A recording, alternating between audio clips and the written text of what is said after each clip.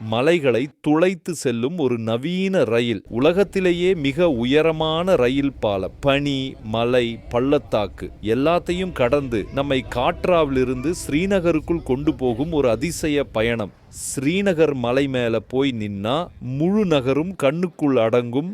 சங்கராச்சாரியர் கோவில், நீரின் மேல் மிதக்கும் வீடுகள் சுமக்கும் டால் ஏரி, இந்த எல்லாத்தையும் ஒரே பயணத்தில் நாம் பார்க்க போகிறோம். வாங்க ஆரம்பிக்கலாம். காட்ராலேருந்து கிளம்புற நேரம் வந்துருச்சு.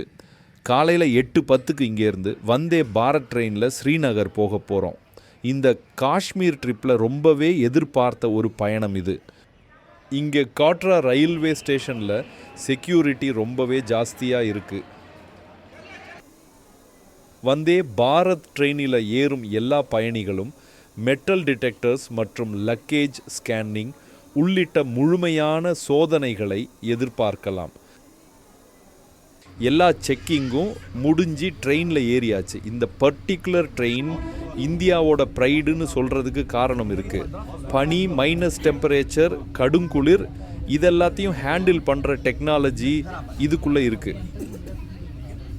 காட்ராலேருந்து ட்ரெயின் கிளம்பிடுச்சு.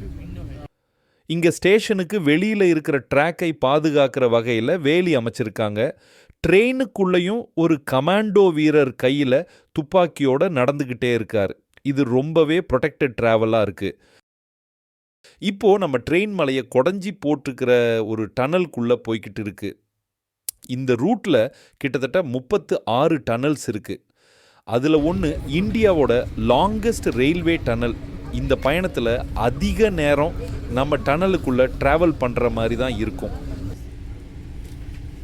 டனலை தாண்டி வெளியில் தெரிகிற இயற்கை காட்சிகள் வேறு லெவலில் இருக்குது. இந்த டனல் முடிஞ்சதும் ஒரு என்ஜினியரிங் வண்டர் நம்ம முன்னாடி வெளிப்பட போகுது.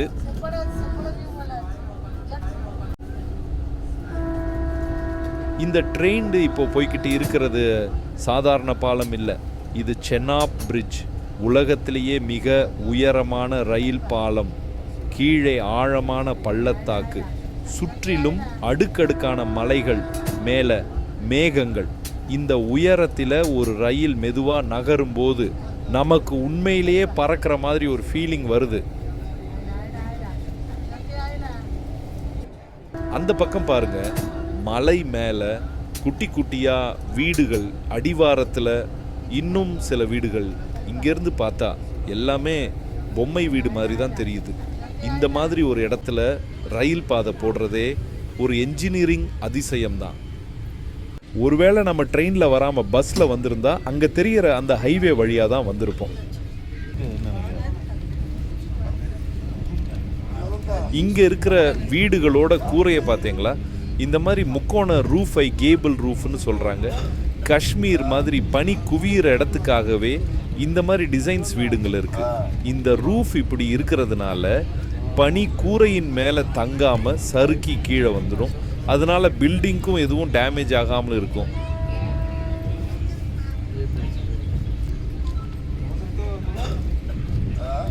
இப்போ நாம் வின்டரில் ட்ராவல் பண்ணுறோம். அதனால் இங்கே மரங்களில் பச்சையும் இல்லை, பூவும் இல்லை, வெறும் குச்சி மாதிரி நிற்கிது. ஆனால் இந்த வெறுமையிலேயே ஒரு அமைதியான அழகு இருக்குது. இந்த சைலன்ஸ் தான் இந்த இடத்தோட உண்மையான ஃபீல். இந்த காலி நிலங்களையும் இலைகள் இல்லாத மரங்களையும் பார்க்கும்போது எனக்கு ஒன்று தான் தோணுது. இந்த இடம் பனி இல்லாத கோடை காலத்தில் எவ்வளோ பசுமையாக, எவ்வளோ அழகாக இருக்குமோன்னு இருக்குது. அந்த அழகை பார்க்கறதுக்காகவே ஒரு தடவையாவது சம்மர் டைமில் நாம் இங்கே வரணும்னு தோணுது.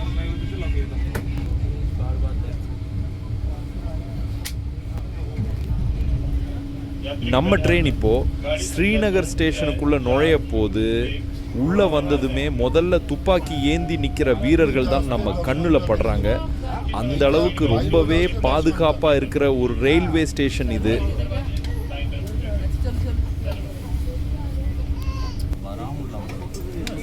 இந்த வந்தே பாரத் ட்ரெயினை ஒரு ப்ரைடுன்னு சொல்கிறதில்ல, எந்த தப்பும் இல்லை.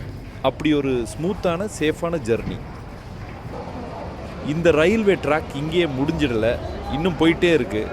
ஆனால் இது எது வரைக்கும் போகும்னு தெரியல.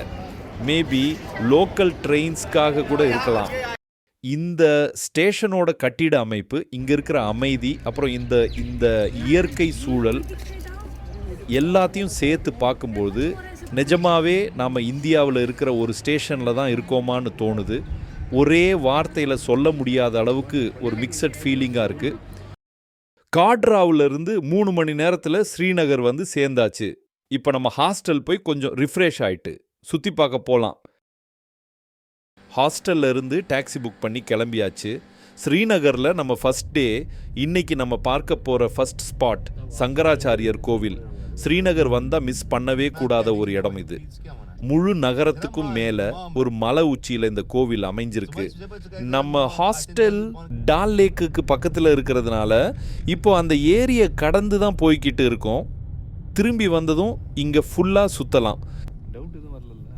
செக்யூரிட்டி செக்ஸ் எல்லாம் முடிச்சுட்டு இந்த மலை மேலே வண்டியில் ஏறுறதே ஒரு நல்ல எக்ஸ்பீரியன்ஸாக இருக்குது. வளைந்து வளைஞ்சு போகிற மலை சாலை, ஒவ்வொரு டேர்ன்லேயும் வியூ இன்னும் பெட்டராகிட்டே போகுது. கீழே சிட்டி, மேலே ஸ்கை, நடுவில் நம்ம சூப்பர் எக்ஸ்பீரியன்ஸ்.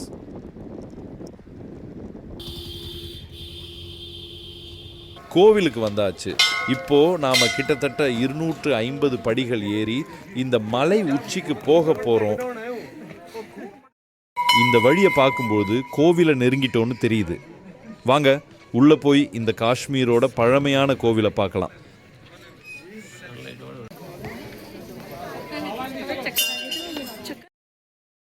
இந்த கோவில் ரொம்ப பழமையானது. முதல்ல சிவபெருமானுக்காக கட்டப்பட்ட கோவில்.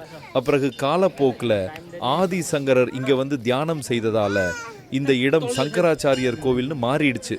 இந்த பாறைகள் அடுக்கப்பட்டு இருக்கிற விதத்தை பார்க்கும்போதே இது பல 100 ஆண்டுகளை கடந்த ஒரு கோவில் தான் என்பது தெரியுது. இந்த கோவில் சதுர வடிவில் கட்டப்பட்டுள்ளது. அடிப்பகுதியாக 20 அடி உயரமுள்ள 8 பக்கங்களை கொண்ட பாறை அடித்தளம் இருக்கு. இங்கே இருக்கிற இந்த சின்ன அறையில் தான் ஆதிசங்கரர் தியானம் செய்தார்னு சொல்கிறாங்க. அந்த அறைக்குள்ள அவரோட ஒரு புகைப்படம் இருக்குது. இது தமிழ்நாட்டில் இருக்கிற காஞ்சிபுரத்திலிருந்து அனுப்பப்பட்டதுன்னு சொல்கிறாங்க. இந்த ரூமில் நிற்கும் போதே மனசுக்குள்ளே ஏதோ ஒரு பாசிட்டிவ் வைப் வருது. இவ்வளோ கஷ்டப்பட்டு மேலே ஏறி வந்து இந்த வியூவை பார்த்ததும் உண்மையிலேயே ஒரு புது எனர்ஜி வந்த மாதிரி இருக்குது. ஒரே பார்வையில் மொத்த ஸ்ரீநகர் சிட்டி, டால் ஏரி, சுற்றி மலைகள் எல்லாமே பார்க்க முடியுது. இது வெறும் கோவில் மட்டும் இல்லை, இது ஒரு பெஸ்ட் வியூ பாயிண்ட். கோவிலிருந்து கிளம்பி ஸ்ட்ரெயிட்டாக டால் லேக்குக்கு வந்தாச்சு. ஃபுல்லாக ஹவுஸ் போட்ஸும் ஷிக்காராவும் நிற்குது. காஷ்மீர்னாலே பலருக்கு பனிமலைகளும் இந்த ஷிக்காராவும் தான் நினைவுக்கு வரும். இந்த போட்ஸ் எல்லாம் லைனாக நிற்கிறத பார்க்க ரொம்ப அழகாக இருக்குது. தண்ணியில் துடுப்பு போட்டு செலுத்துறத பார்க்கும்போது இன்னும் அழகாக இருக்குது.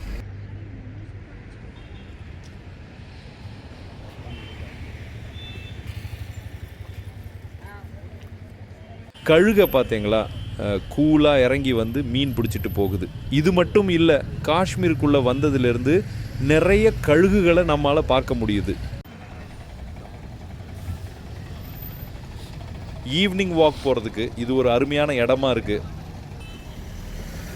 இங்கே பாருங்கள், ஏதோ ஷிக்காரா போட் ரேஸ்க்கு ரெடியாக இருக்கிற மாதிரி எல்லாமே வரிசை கட்டி நிற்குது.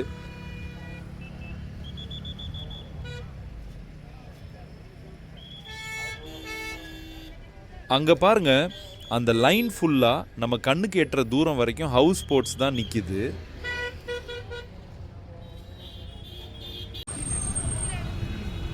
இந்த ஏரி பகலில் ஒரு அழகு, ஆனால் ராத்திரி நேரத்தில் லைட்ஸோட நிற்கிற ஹவுஸ் போட்ஸை பார்க்கும்போது அப்படியே ஜொலிக்குது.